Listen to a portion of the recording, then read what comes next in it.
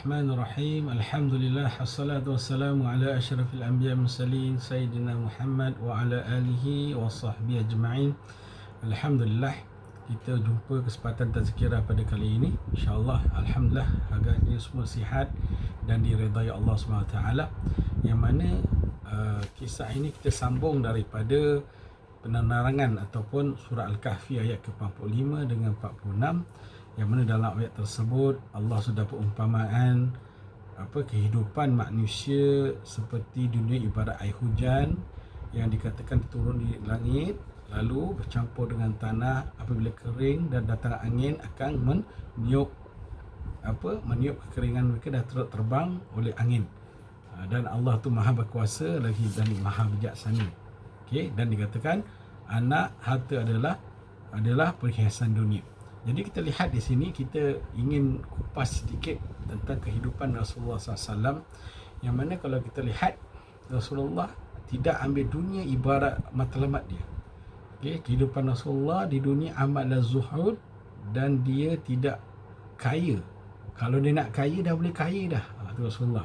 Tapi dia tak nak kaya sebab dia tahu dunia ni adalah sebab sementara. Seperti mana dalam hadis Rasulullah SAW, Aisyah berkata Rasulullah SAW tidak pernah merasakan kenyang apabila dia makan. Dia tidak pernah kenyang selama 3 hari berturut-turut. Akibat hanya memakan roti berterusan. Sehingga beliau sampai di perjalanan, dalam riwayat lain tidak pernah pula kenyang meskipun dia makan roti dari gandum yang kasar. Maknanya dia gandum yang kasar lah, bukan lembut lah. Kita makan pizza, makan roti gardenia yang lembut, sedap kan. Kalau dia kasar, makan keras roti, tak makan kita. Tapi begitulah makanan Rasulullah. Dikatakan selama 2 hari berturut-turut, dan seandainya beliau berkehendak, tentulah Allah memberikan apa-apa yang tidak terlintas di hati beliau. Jadi kita lihat Rasulullah makan dengan zuhud, roti yang kasar, kadang-kadang dengan kurma. Sampai dalam riwayat lain dikatakan keluarga Rasulullah tidak pernah kenyang. Makan secukupnya, tak pernah kenyang dengan makan roti. Sampai beliau menghadap pada Allah SWT pun keadaan Rasulullah begitu. Dikatakan dalam hadis, Aisyah berkata, ma taraka alaihi salatu wassalam dinaran wala dirhaman wala syatan wala ba'iran. Rasulullah SAW ketika wafat tidak meninggalkan dinar atau dirham atau kambing, dan tidak pula meninggalkan unta untuk keluarganya. Tak ada, semua disedekahkan, dimakan. Nampak?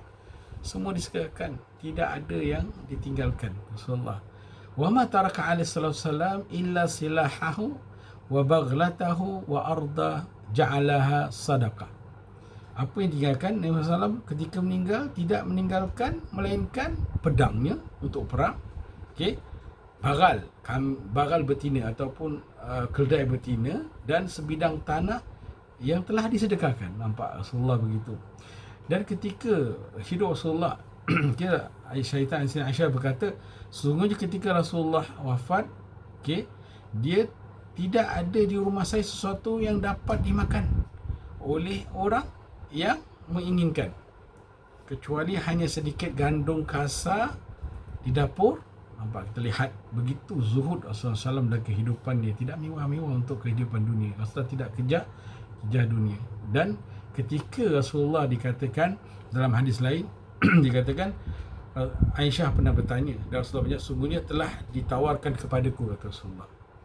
Aisyah pernah tu ketika tanya Rasulullah, tanya tentang kenapalah kau Nabi, kenapalah kau tak macam, tak kaya. Apa Rasulullah kata? Sesungguhnya telah ditawarkan kepadaku pasir dan batu kecil yang ada di kota Mekah. Untuk apa? Agar dijadikan semuanya emas untuk aku, kata Rasulullah kepada Aisyah. Tapi aku berkata, Tuhanku, janganlah Tuhanku, biarkan saja saya lapar sehari dan kenyang sehari. Nampak Rasulullah makan, besoknya tak makan. Kita kalau tak makan, habis. Rasulullah makan sehari, besok lapar sehari. Pada hari yang saya lapar, kata Rasulullah, dia kata dengan Aisyah, saya akan bertakarrub bertadarruk, merendahkan diri kepada Allah Subhanahu Wa Taala dan akan taat perintah Allah pada dia lapar. Kalau kita lapar, kita mengamuk, kita meraung, kita marah isi hormat kita, kenapa tak masak, kenapa kan? Tapi Rasulullah bila lapar, dia tadarruk, tundukkan diri, merendahkan diri, membuat ketaatan kepada Allah. Nampak? Okey? Dan berdoa kepada Allah. Ini Rasulullah punya amalan. Dan apabila hari yang dia kenyang, dia akan bersyukur kepada Allah, akan memuji Allah Subhanahu Wa Taala. Mana? Kita lihat apabila kita kenyang, kita rasa sihat, kita lupa pada Allah. Tapi Rasulullah tak. Dia lapar, dia makin tunduk dan tadarruk pada Allah, minta ampun kepada Allah. Dia berdoa pada Allah. Tapi bila dia kenyang, dia bersyukur pada Allah Subhanahu Wa Taala. Dan di hadis yang lain dikatakan, telah diterangkan bahawa malaikat Jibril telah datang kepada Rasulullah SAW dan berkata, Ya Muhammad, innallaha yaqra'uka salam. Ya Muhammad, sungguhnya Allah telah beri salam kepada memberikan salam pada untuk engkau.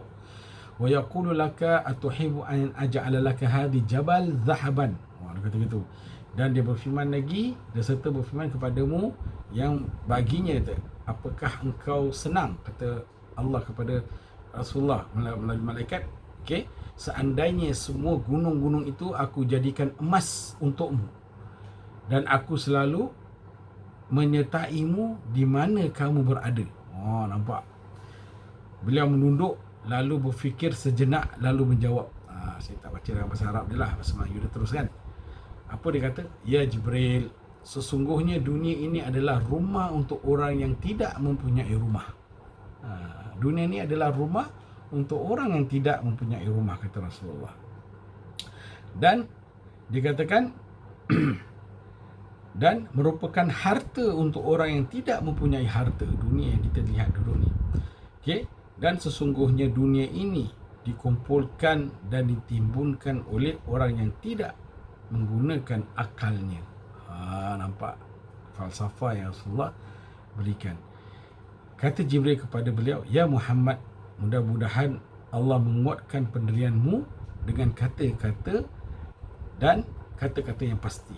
Maknanya, mudah Allah kuatkan niat kamu untuk meninggalkan dunia ini. Atau mana tidak ambil dunia ini masuk dalam hati kita. Kita ambil dunia masuk dalam hati. Itu apabila kita kekurangan harta, kekurangan ni, kita akan mengeluh pada Allah SWT. Ya Allah, kenapalah aku dapat kerja, dapat gaji sikit. Tapi apabila Rasulullah lihat, apabila tidak ada makan, dia berpuasa. Atau tidak ada makan, dia akan bertadarruk. Dan bila dia dapat makan, dia tak makan, tak kenyang macam kita. Maka, Alhamdulillah, Rasulullah tidak. Apabila dia akan kenyang, dia akan bersyukur dan akan memuji Allah Subhanallah walhamdulillah wala ilaha illallah wallahu akbar. Kita lihat begitu tawaduk ataupun begitu zuhud Rasulullah dalam diri dia apabila dia berdepan dengan keadaan dunia yang dia hidup. Dan berkata Aisyah, inna kunna ahli Muhammad la namkusu syahran ma nastauqidu naran ma huwa illa tamru wal ma'.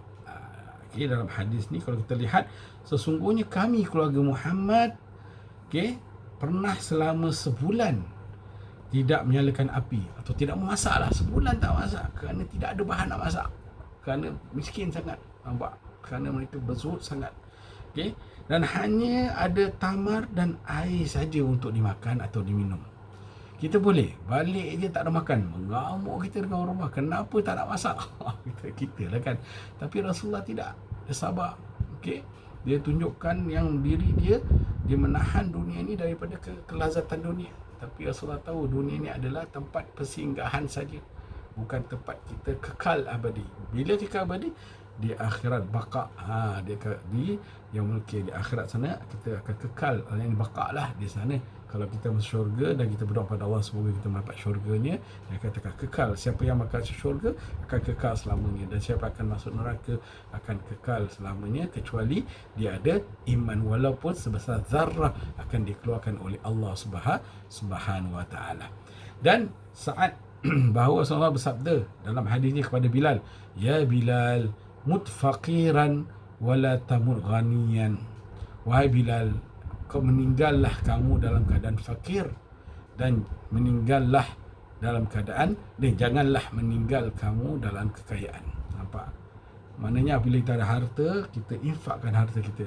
Tak kisah Abu Bakar dia seluruh hartanya diinfak ke jalan Allah. Umar setengah harta dia, tapi kita tak boleh lagi dah, tak boleh bilang. Kita tak boleh lawan iman mereka. Kita sayang harta kita, tapi sejauh mana kita boleh infak, kita infak. Jangan sampai kita menjadikan harta itu tidak menginfak. Jangan kita jadi kedekut lah. Jangan jadi bakhil, kerana orang yang menginfak, Allah akan panjangkan umurnya, murahkan rezeki, jauhkan dia sekali balak, dan dia berikan keberkahan dalam hidup, insyaAllah. Dan saya rasa sampai situ insyaAllah. Lain kali kita akan sambung tentang kehidupan di dunia yang dicontoh, yang ditunjukkan oleh Rasulullah SAW, dan kita mengambil iktibar dalam kehidupan kita sebagai kita dapat contoh Rasulullah, walau tak sebanyak, dapat sikit pun jadi.